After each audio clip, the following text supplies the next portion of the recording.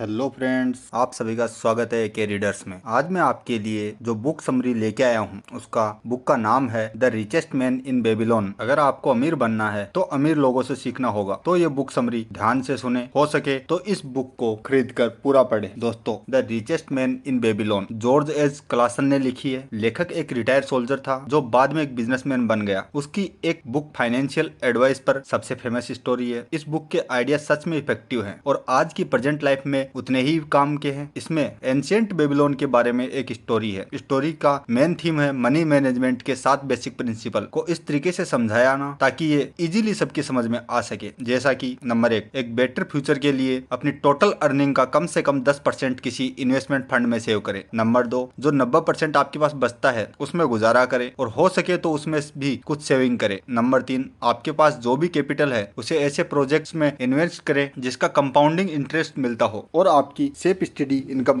होती रहे। नंबर 4, उन्हीं जगहों पर इन्वेस्ट करे जिनकी आपको अच्छी नॉलेज हो, या फिर इस मामले में उन लोगों की हेल्प ले जिन्हें इन्वेस्टमेंट का बेटर एक्सपीरियंस हो। नंबर 5, खुद का घर ले जिसमें हर महीने रेंट के पैसे सेव हो सके। नंबर 6, रियलिस्ट इंश्योरेंस प्रोग्राम ले। नंबर 7, पैसे कमाने के एक से ज्यादा तरीके ढूंढे जिससे आपकी इनकम इंक्रीज हो। चैप्टर 1, बेबीलोन का एक ऐतिहासिक स्केच। चैप्टर नंबर 2, वो आदमी जिसे गोल्ड की डिजायर थी। यह चैप्टर बशीर की स्टोरी से शुरू होता है जो बेबीलोन का रहने वाला था। एक दिन वो एक दीवार पर बैठा अपनी सिचुएशन के बारे में सोच रहा था। तभी उसका दोस्त कोबी उसके पास आया जिसे बशीर ने कुछ पैसे उधार चाहिए थे। बशीर और कोबी की सालों से दोस्ती थी, लेकिन उस टाइम बशीर के पास कोबी को देने के लिए पैसे नहीं थे, तो उसने कोबी को मना कर दिया। इनफैक्ट वो खुद पैसे की तंगी से गुजर रहा था। कोबी ये सुनकर काफी डिसअपॉइंट हुआ और दोनों पैसों की प्रॉब्लम पर डिस्कस करने लगे। दोनों को रियलाइज हुआ कि शायद आगे चलकर उसके बेटे भी जिंदगी भर गरीब ही रहेंगे, क्योंकि वे भी उन्हीं के फुट स्टेप पर चल रहे थे। जब उनकी डिस्कशन एक इम्पोर्टेंट पॉइंट पे पहुंची तो दोनों ने फील किया कि उन्हें ज्यादा पैसे कमाने के तरीके ढूंढने होंगे। वे दोनों अपने अपने हालात का रोना रो रहे थे। तभी उन्हें अपने दोस्त अरकद की याद आई जो बेबीलोन का सबसे अमीर आदमी था। दोनों ने डिसाइड किया कि चलकर अपने दोस्त की मदद ली जाए। दोनों उसके पास गए और उसे अपनी प्रॉब्लम बताई तो अरकद ने उन्हें लॉ ऑफ कैपिटल मेकिंग के बारे में बताया। हालांकि हर कोई ये एक्सेप्ट करता है कि पैसा ही सब कुछ नहीं होता और कुछ चीजें पैसे से भी नहीं खरीदी जा सकती, पर यह बात भी सच है कि इस दुनिया में पैसे ही सक्सेस का दूसरा नाम माना जाता है। और इस पर्सपेक्टिव को लेकर ही लोग अमीरों को एक स्कोर कार्ड की तरह लेते हैं। सक्सेस भी पैसे से ही रिप्रेजेंटिव होती है, क्योंकि ये पैसे से इंसान जो चाहे वो चीज कर सकता है। पास में अच्छा खासा पैसा होने से इंसान अपने लिए हर तरह की खुशी और इंजॉयमेंट खरीद सकता है। अलग अलग लोगों की जरूरतें भी अलग अलग होती हैं, जिसके चलते अक्सर लोगों को कैश की दिक्कत रहती है और कई बार वे अपने बिल्स भी टाइम पर नहीं भर पाते। पैसे की इतनी ज्यादा तंगी के चलते ही कई बार लोग समझते हैं कि शायद पैसा उसके पास आना ही नहीं चाहिए, पर यह बात नहीं है। सच तो यह है कि पैसा बहुत है, मगर उनके लिए जो दौलत इकट्ठा करने के लो जानते हैं। अगर आप भी अच्छा खासा पैसा जोड़ना चाहते हैं तो बेटर होगा कि कम खर्च करना सीख ले। पास्ट के दुखों पर पछताने के बजाय पैसे और टाइम दोनों सोच समझ कर ही खर्च करें। साथ ही law of acquisition of money पर फोकस करना आपके लिए एक बेनिफिट माइंडसेट होगा। हम ये सदियों से देखते आए हैं कि कुछ लोगों के पास हमेशा दूसरों से ज्यादा पैसा होता है। कई लोग इसे गुड लक समझते हैं, या फिर हो सकता है कि उन्हें कंजूसी करके इतनी दौलत जोड़ी हो। खैर जो भी हो, मगर जो इसे गुड लक समझते हैं उनके लिए लाइफ में अमीर बनने के उतने ही चांस हैं जितने की कभी कोई जैकपॉट लगने के। और जो लोग हार्ड वर्क पर डिपेंड रहते हैं और घंटों काम करते रहते हैं उनके अमीर होने के चांसेस ज्यादा बनते हैं। ये एक सिंपल सी अप्रोच है कि पैसा सेविंग से इकट्ठा किया जा सकता है और कुछ सिंपल रूल्स फॉलो करने से आप अपना पैसा दुगुना तिगुना कर सकते हैं। हमें बस इन रूल्स पर चलना होगा और थोड़ा एफर्ट करने की जरूरत है तो बहुत सारा पैसा कमा सकते हैं। चैप्टर नंबर 3, बेबीलोन का सबसे अमीर आदमी। जब बंसीर और कोबी अरशद से मिले तो उन्होंने उनसे पूछा कि तुम्हारी इतनी अच्छी किस्मत कैसे है कि तुम अमीर हो। वो भी उनके जैसा ही था, उसने भी उतनी ही पढ़ाई की थी और कभी वो भी उनकी तरह ही गरीब था। जब दोनों ने शायद अरकद से ज्यादा ही मेहनत की होगी, पर फिर भी अरकद ज्यादा पैसों वाला था। इस सवाल के जवाब में अरकद ने बताया कि एक बार उसने एक बहुत अमीर आदमी अलगामिस के यहाँ नौकरी की थी। बदले में उसने उस अमीर आदमी से उसकी दौलत का राज पूछा तो उस आदमी ने उसे लॉ ऑफ मेकिंग कैपिटल के बारे में बताया जो उसने खुद अपनी लाइफ में अप्लाई किए थे। अरकद ने भी वही लॉ फॉलो करने शुरू किए और देखते देखते वो भी अमीर बन गया। पैसे के बारे में अरकद ने जो सीखा वो बशीर और कोबी को भी बताया। मनी सेविंग का फर्स्ट और सबसे जरूरी बेसिक तरीका यह है कि अपनी अर्निंग का 10% अलग रख दे और जो 90% बचता है उसे अपने खर्च पूरे करने की कोशिश करे। अगर आप इस बचे हुए 90% से भी बचा सके तो और भी बढ़िया है। खूब सारा पैसा जमा करना है तो दो ऐसे मोस्ट इंपोर्टेंट तरीके हैं जो आपको अप्लाई करने होंगे। पहला तो टाइम और दूसरा स्टडी। जब हम टाइम की बात करते हैं तो ये सबके पास होता है, मगर मुसीबत तो ये है कि कुछ लोग और भी गरीब बनने के लिए इस टाइम का यूज करते हैं। वे खुद को इतनी सारी एक्टिविटीज में एंगेज कर लेते हैं कि मनी मेकिंग लॉ के लिए उनके पास टाइम ही नहीं बचता। जब आप खुद को इतनी सारी एक्टिविटीज में बिजी करते हैं तो आपका टाइम तो पास हो जाता है मगर इससे दौलत इकट्ठी नहीं होती। वही दूसरी ओर जब स्टडी और रिसर्च की बात आती है तो ऐसे दो टाइप के लेंसेस हैं जो उनके काम आ सकती है जो पैसा कमाना चाहते हैं। पहला तो एक स्पेसिफिक सब्जेक्ट के बारे में, दूसरी ये कि इसे कैसे ढूंढे जो कि ज्यादातर लोगों को पता है नहीं होता। ये दोनों टाइप की लर्निंग वैल्यूएबल भी है और यूजफुल भी। आगे कुछ बेसिक प्रिंसिपल बताए जा रहे हैं जो पैसे बनाने के लिए बड़े काम की चीज है। जो भी आप कमाए उसमें कम से कम में गुजारा करने की आदत डाले। जब लोग मंथ एंड में आराम से अपने सारे बिल्स भरते हैं तब जाकर उन्हें अमीर और वेल्थी होने की फीलिंग आती है। लेकिन अमीर होने का मतलब सिर्फ बिल्स भरना या चीजें खरीदना नहीं होता, बल्कि इसका असली मतलब है कि आप सबसे पहले खुद को पे करते हैं। जब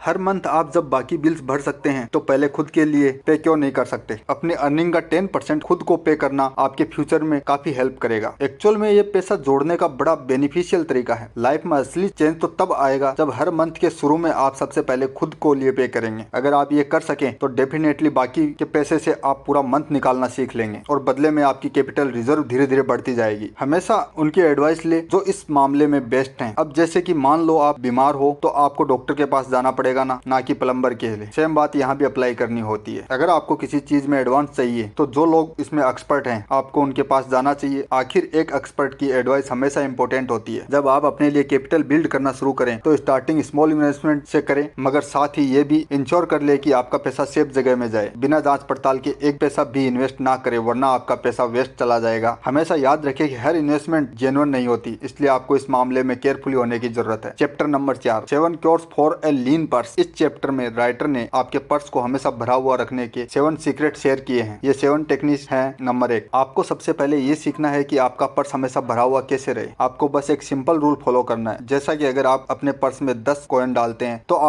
आपने कमाए हैं तो उनमें से सिर्फ 9 कॉइन स्पेंड करें, बाकी बचा हुआ 1 कॉइन सेव कर ले। ये वाला रूल फॉलो करते ही आपका बैग तेजी से भरने लगेगा और जल्दी आप अपने 9 कॉइन से मैनेज करना सीख जाएंगे। नंबर 2, आप अपने खर्चों पर लगाम लगानी होगी। नॉर्मली ये माना जाता है कि जैसे इनकम हो लोग वैसा ही खर्चा करते हैं, लेकिन ये एकदम गलत बात है क्योंकि मनी मेकिंग लोग के खिलाफ है। तो अगर आपकी इनकम भी बढ़ भी जाए तो भी आपको अपने खर्चे कम करने होंगे। अपनी डिजायर को नीड से कंफ्यूज ना करें। अपने मनी रिजर्व्स को बढ़ाने के लिए एक्स्ट्रा इनकम को किसी इन्वेस्टमेंट टूल में लगाएं। नंबर 3, थोड़ा बहुत गोल्ड तो हर कोई खरीदता है, इसलिए ट्राई करें कि आप अपने गोल्ड को मल्टीप्लाई करें जिससे आपके पास बहुत सारा गोल्ड हो जाएगा। फिर इसे आप लोन या दूसरी अपॉर्चुनिटीज में इन्वेस्ट कर सकते हैं क्योंकि गोल्ड एक ऐसी चीज है बहुत जल्दी मल्टीप्लाई होती है। नंबर 4, किसी भी तरह के अनएक्सेप्टेड लॉस से अपनी जमा पूंजी को प्रोजेक्ट करके रखें। गोल्ड या दूसरे इन्वेस्टमेंट को केयरफुली प्रोजेक्ट करना बहुत जरूरी है। रातों रात करोड़पति बनने के सपने ना देखें वरना हो सकता है कि आप अपना खजाना खो बैठे। किसी भी इन्वेस्टमेंट से पहले 2 बार सोच ले, एक्सपर्ट की एडवाइस जरूर ले। नंबर 5, अपनी प्रॉपर्टी को अपने लिए प्रॉफिटेबल इन्वेस्टमेंट बनाए। जैसा अगर आपके पास एक्स्ट्रा मकान या जमीन है तो उसे रेंट पर लगा दें जिससे हर मंथ आपकी एक्स्ट्रा इनकम हो जाएगी। फिर उस पैसे का आप रिजर्व कर सकते हैं, फिर आगे इन्वेस्ट कर लें। नंबर 6, हर किसी को प्लान बना के फ्यूचर इनकम के लिए कोई काम जरूर करना चाहिए। शॉर्ट में बोले तो आपको अपने बच्चों, पेरेंट्स और अपनी ओल्ड एज के लिए किसी भी तरह के फ्यूचर इनकम का अरेंजमेंट करना होगा। इसके लिए मकान या लैंड में अपना पैसा इन्वेस्ट करें। नंबर 7, लास्ट में सबसे इंपॉर्टेंट पॉइंट ये है कि खुद को इम्प्रूव करें, अपनी अर्निंग एबिलिटी को इंक्रीज करें ताकि आप ज्यादा से ज्यादा कमा सकें। जितना ज्यादा कैपेबल आप होंगे उतने ही बेटर अपॉर्चुनिटी आपको मिलती रहेंगी और आपकी अर्निंग होती रहेगी। नंबर 5, गुड लक की देवी से मिले। जो लोग सही अपॉर्चुनिटी को एक्सेप्ट करते हैं गुड लक भी उन्हीं का दरवाजा खटखटाती है। गुड लक एक ऐसी चीज है जो हर कोई अपने लिए चाहता है। हमें अपनी लाइफ में, बिजनेस में या किसी भी काम में गुड लक की जरूरत पड़ती है, लेकिन बहुत से लोगों को लगता है कि गुड लक भगवान की दी हुई चीज है, लेकिन असल में गुड लक और कुछ नहीं बल्कि अपॉर्चुनिटी है जो हमें लाइफ में मिलती है जिससे हम अपना टाइम और लक दोनों ही बदल सकते हैं। अब भला ऐसा कौन होगा जिसे अपने बिजनेस या करियर में गुड लक नहीं चाहिए, मगर बदकिस्मती से बहुत से लोग अपने टालमटोल करने की आदत के चलते लाइफ में किसी अपॉर्चुनिटीज का फुल एडवांटेज नहीं ले पाते। जो भी अपॉर्चुनिटीज हमें मिली हमें उसका पूरा एडवांटेज लेना चाहिए। इंसान में इतनी एबिलिटी हो कि वो किसी भी तरह के बिजनेस प्रपोजल को समझ सके। गुड लक को अट्रैक्ट करने का ये एक स्ट्रॉन्ग और इफेक्टिव तरीका है जो खाली हाथ पर हाथ रखकर बैठने से तो बेहतर है। कुछ लोग इंतजार करते रहते हैं कि हर चीज सिल्वर प्लेट में उनके सामने आ जाएगी, मगर ऐसा तो हो नहीं रहा क्योंकि आपको अपना गुड लक खुद क्रिएट करना पड़ेगा और ये एक मेहनत का काम होगा। चैप्टर नंबर 6, गोल्ड के 5 लॉज। इस चैप्टर में गोल्ड के 5 लॉज बताए गए हैं जो इस तरह हैं। नंबर 1, जो इंसान अपनी इनकम का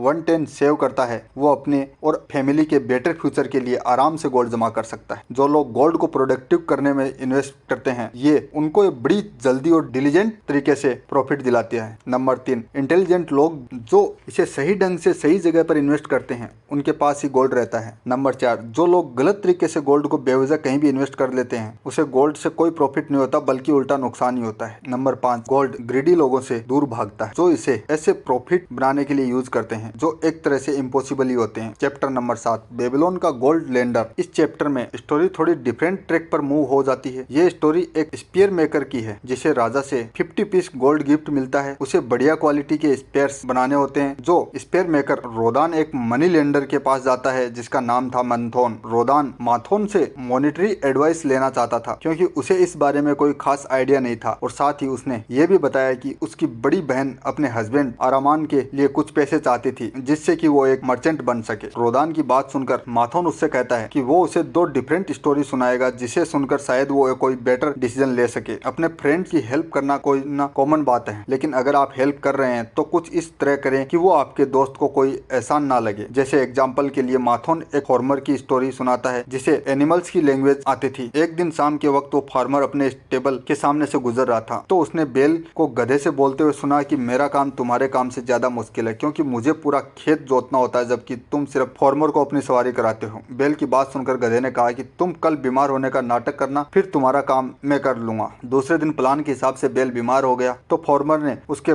बदले गधे को खेत जोतने के लिए काम में लगा दिया। शाम को बेल ने गधे का शुक्रिया अदा किया कि उसने उसकी इतनी मदद की और उसको रेस्ट करने का मौका दिया। ये बेल और गधे की ट्रू फ्रेंडशिप की स्टोरी थी जो मादोन ने रोदान को सुनाई। जब दूसरी स्टोरी इस तरह है, एक बार मादोन ने रोदान से पूछा कि क्या इसे ट्रू सेंस में लोन माना जाएगा अगर लोन लेने वाला इंसान इसे रिपेयर ना कर सके। तो माथोन ने खुद ही अपने सवाल का जवाब भी दिया। उसने कहा कि 3 टाइप के बोरोवर्स होते हैं। फर्स्ट टाइप के वो जो अपनी कैपेसिटी से ज्यादा लोन लेते हैं। सेकंड टाइप के वो जो अपनी कैपेसिटी के हिसाब से लोन बोरो करते हैं और रिटर्न भी आराम से कर देते हैं। थर्ड टाइप के वो होते हैं जिनके पास ना ही कोई प्रॉपर्टी होती है और ना ही किसी तरह की पक्की इनकम का सोर्स। ये लोग लोन ले तो लेते हैं मगर कभी रिटर्न नहीं कर पाते। तो इन थर्ड टाइप के लोगों को कभी लोन नहीं देना चाहिए। इससे रिलेटेड कुछ और शॉर्ट स्टोरीज भी हैं जैसे कि एक औरत थी जिसने अपने बेटे को मर्चेंट बनाने के लिए पैसे उधार लिए थे। उसने अपने गहने गिरवी रखने के लिए दिए तो माथोन उसे मना नहीं कर पाया। माथोन को यह आइडिया पसंद आया कि पैसे के बदले रियल सिक्योरिटी यानी गोल्ड गिरवी रखा जा सकता है जिससे उधार देने वाला भी घाटे में ना रहे। बेसिकली ये एक वाइज पर्पस था। मोरल ऑफ द स्टोरी ये है कि आप एक्स्ट्रा इनकम के लिए लोगों को लोन प्रोवाइड करा सकते हैं मगर किसी को उधार देने से पहले ये श्योर कर लें कि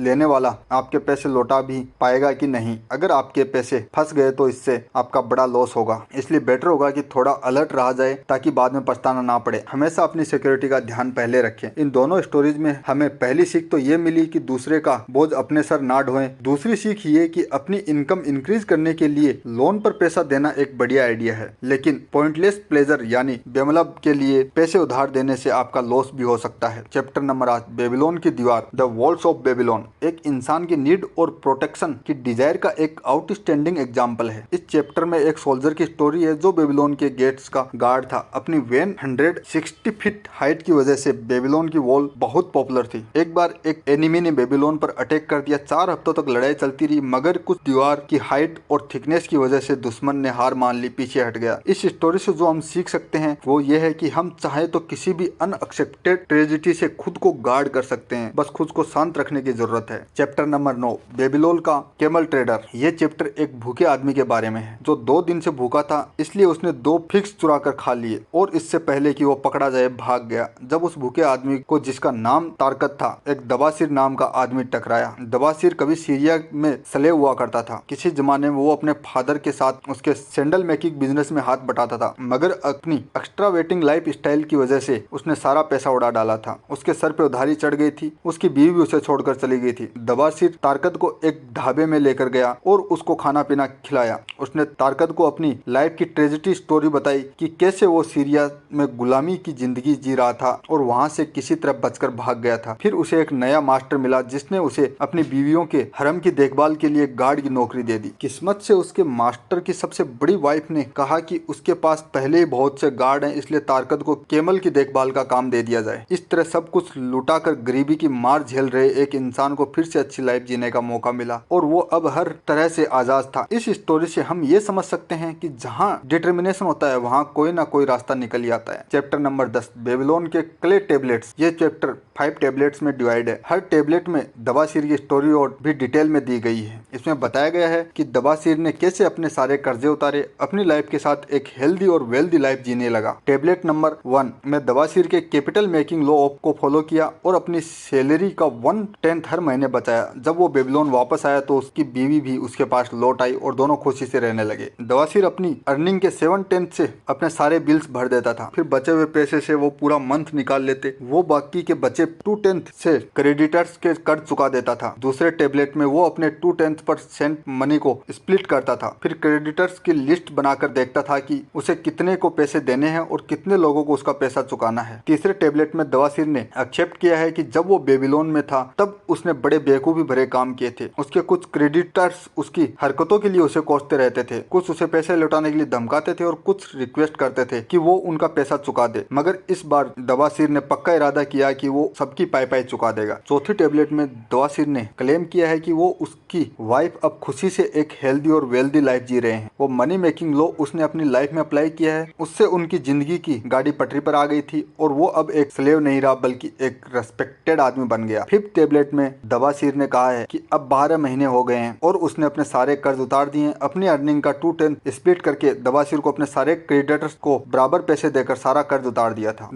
चैप्टर नंबर 11, बेबीलोन का सबसे किस्मत वाला आदमी। इस चैप्टर में एक नया कैरेक्टर इंट्रोड्यूस किया गया है जिसका नाम है सोरुनाडा, जो बेबीलोन का मर्चेंट प्रिंस था। वो भी कभी स्लेव हुआ करता था। उसने अपनी लाइफ की डिफिकल्टीज शेयर की और ये भी बताया कैसे उसे सारी प्रॉब्लम से छुटकारा मिला और अब उसके पास इतना पैसा है कि वो अपनी फ्रीडम खरीद सकता है। हालांकि वो आज एक मर्चेंट बन गया था, मगर कभी ऐसा भी दिन था कि उसे यकीन नहीं था कि वो अपने मास्टर की नौकरी छोड़ भी पाएगा नहीं। सच बात तो यह है कि काम की दौलत की चाबी होती है, इसलिए उसने बहुत हार्ड वर्क किया और एक सक्सेसफुल मर्चेंट बन गया। चैप्टर नंबर 12, बेबीलोन का हिस्टोरिक स्केच। बेबीलोन एक एक्सीलेंट एग्जाम्पल है कि लोग कैसे अपनी लाइफ में सक्सेसफुल और वेल्थी बन सकते हैं। बेबीलोन सिटी एक ट्राई और फ्लैट वैली में है जहाँ खेती करने लायक भी बारिश नहीं होती। इस सिटी में कोई फॉरेस्ट एरिया भी नहीं है, फिर भी लोग यहाँ रहते हैं और उन्हें ग्रेट सक्सेस अचीव की है। बेबीलोन की सारी वेल्थ अमीरी मैन मेड है। तो दोस्तों, आपको आज का हमारा ये book summary the richest man in Babylon कैसा लगा कमेंट करके जरूर बताइएगा और इस वीडियो को लाइक शेयर करना ना भूलिएगा और इस चैनल को सब्सक्राइब जरूर करिएगा।